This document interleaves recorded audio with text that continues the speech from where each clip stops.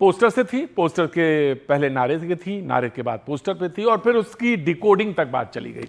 जब वो डिकोडिंग होने लगी, यानी उसका विश्लेषण होने लगा, यानी उसका डिसेक्शन होने लगा, तो थोड़ा गहमागहमी बढ़ गई।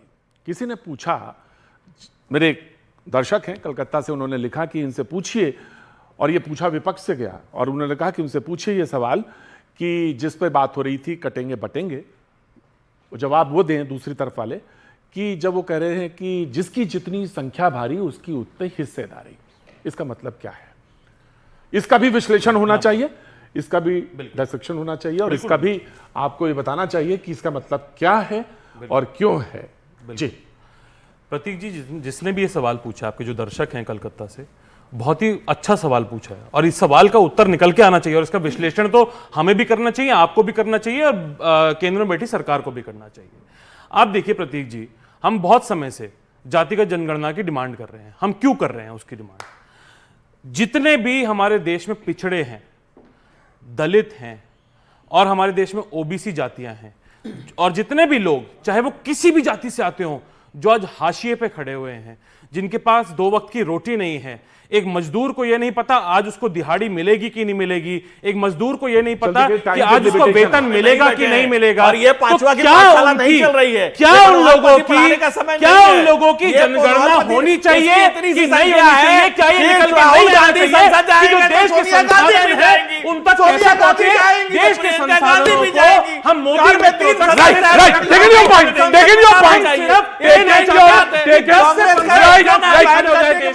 और उसके बाद हम चाहते हैं कि हर गरीब व्यक्ति, हम चाहते हैं, ले लिया, मैंने ले लिया, तो दीदी भी जाएगी। अरे यही समझदारी है, और यही हमारा प्रेशर है, सोनिया जी जाएगी, यही हमारा प्रेशर है, तो पहला सरकार यही हिस्सेदारी रहेगी, यही है सरकार जातिगत जनगणना करवाते रहेगी। देखिएगा आप, यही हमारा प्रेशर है। ये था कि कटेंगे बटेंगे, उस पे एक दर्शक ने देखिए, सवाल पूछा, 60 साल मैं ये तक जानना किसी हुकूमत चाहता, तो 2013 में जी क्यों नहीं कर लिया था आपने? जब वो जनगणना करा ली थी तो फिर क्यों नहीं कर लिया? दिक्कत कहां आ गई? बहुत बड़ा सवाल ये भी आपका। 1947 में देश बना, उसके बाद हम ये मानते हैं। देखिए आप अगर आज जाके लगभग 70-75 साल हो गए, 75 साल 80 साल होने वाले हैं आज देश को बने हुए। आप ये बताइए कि सारी नीतियां पहले दिन बना देंगे क्या? सारी नीतियां पहले दिन नहीं बनाते। जिस तरह से परेशानियां आती है, जिस तरह की प्रॉब्लम आती है, उनका निवारण तभी के तभी किया जाता है। क्या ये सरकार जातिगत जनगणना करवाएगी कि नहीं करवाएगी? बताइए। क्या ये सरकार जवाब मिल गया, दलित है, कितने अल्पसंख्यक है, कितने ओबीसी में जाते हैं, ये करवाएगी कि नहीं करवाएगी? क्या ये सरकार चाहती है कि उतने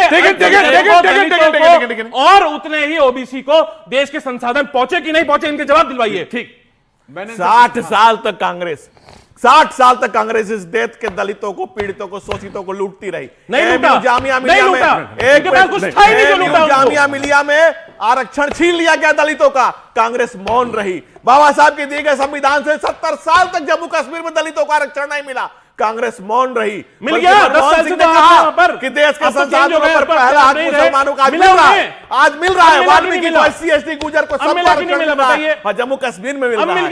कांग्रेस इतनी कांग्रेस की चलाई तो कांग्रेस का अध्यक्ष बोल रहा है, कोई दूसरे की जरूरत क्या है? भाई घर को आग लगी है, घर के सरदार से, घर के चिराग से पहले आग लगाया सरदार ने, बता रहा है।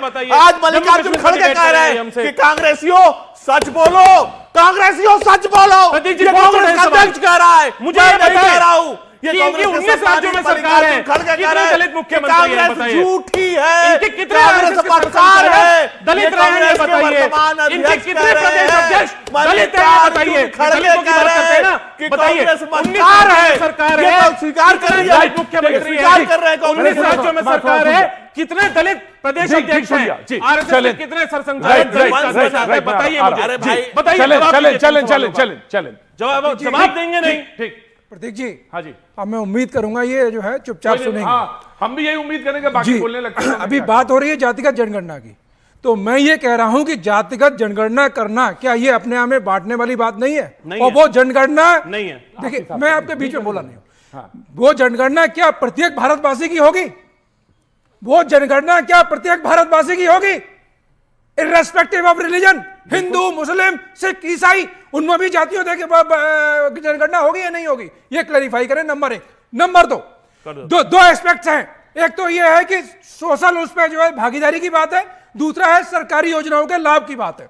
तो अभी मान लीजिए 144 करोड़ से अधिक जनसंख्या है, जनगणना करने से क्या जो है रिसोर्सेज बढ़ा दिए जाएंगे, क्या उनका एलोकेशन बढ़ जाएगा? शैलेंद्र जी, वो ये भी सवाल है कि ये भी पूछा जा सकता है, इसको ऐसे भी पूछा जा सकता है कि जब आप ये कहते हैं ना कि 80 अफसर हैं जिसमें 2 सिर्फ हैं दलित या ओबीसी, तो जब आप पॉइंट आउट करते हैं किसी को, गठरी बंधी है तब तक तो ठीक है लकड़ी की, लेकिन आपने कहा कि उसमें 2 लकड़ी शीशम की हैं, बाकी जो हैं वो आम की हैं। मुझे पूरी बात बहुत करने अच्छा सवाल है। दीजिए। मैं दे रहा हूं।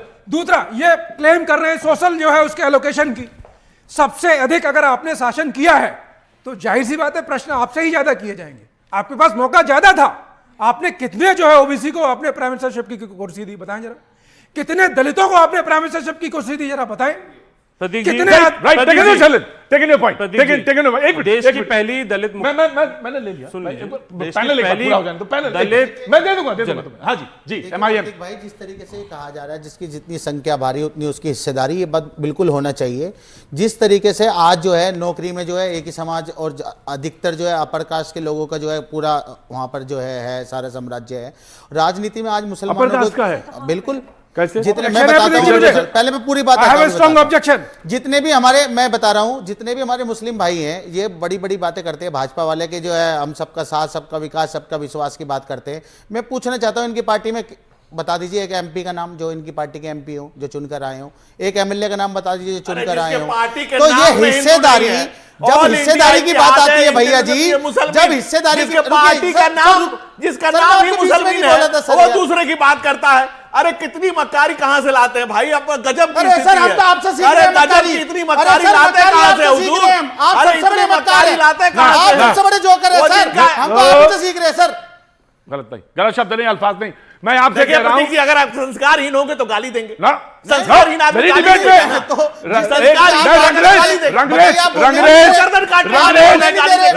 लगातार मेरी पार्टी को बात कर रहे हैं। अरे मेरी पार्टी संविधान के अनुसार हमारी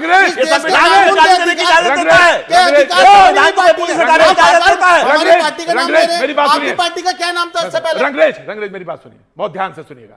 मेरी डिबेट से 2 सेकंड के अंदर बाहर का रास्ता दिखाने में स्टूडियो में मुझे देर नहीं लगती, इसलिए इनसे भी डिबेट हुई, इन्होंने कोई भी गैर संवैधानिक शब्द नहीं बोला, बहस इनसे ज्यादा तीखी थी, लेकिन एक शब्द बोला जिसको मैं नहीं लौटाऊंगा, लेकिन मैंने कान में पढ़ी है, वो शब्द दोबारा नहीं मेरी डिबेट में आना चाहिए। रंगरेज वार्निंग, भैया आपको वार्निंग दे रहा हूं, उसके अलावा मैं कह रहा हूं, ठीक है ना, एक बार ले लिया मैंने, एक बार मैंने पॉइंट ले लिया, उसके बाद कोई बात नहीं, चलिए छोड़िए, माफ किया मैंने जी, दोबारा नहीं जी। देखिए प्रतीक जी, अभी रंगरेज साहब ने बड़ी अच्छी बात की बांटने वाटने को लेकर। इनकी पार्टी के अध्यक्ष कहते हैं कि एक दिन हिजाब वाली महिला प्रधानमंत्री बनते हुए देखना चाहते हैं। मैं इनसे सवाल बटेगी राजनीति पर बात हो रही है। हाँ एग्जैक्टली, तो बांटने अब झुंडे देखिए, जिसके नाम में ही इस तरह की बातों को, जो बात सिर्फ अपने की बात करती है, तो वो दूसरों की बात कैसे कर सकते हैं? आप तो बात ही नहीं करते दूसरों की, आप तो सिर्फ मुसलमानों के लिए बात करते हैं, मुसलमानों का काम करते हैं। आपकी पार्टी में सब सिर्फ मुसलमान है, आप महिलाओं की बात करते हैं। एक दिन महिला हिजाब वाली प्रधानमंत्री बनेगी, एक बड़े पद पर महिला दिखा रहे हैं अपने, नहीं ये आप कहां से अथॉरिटी लेके आते हैं? देश के लोगों को, मुसलमानों को बेवकूफ बनाने का कार्य करते हैं। देखिए, अगर आप राष्ट्रीयता की बात करें, राष्ट्र की बात करें, तो आप राष्ट्र की बात करेंगे कैसे? अल्लामा इकबाल ने कहा है, चीनो अरब हमारा, हिंदुस्तान हमारा, मुस्लिम हम।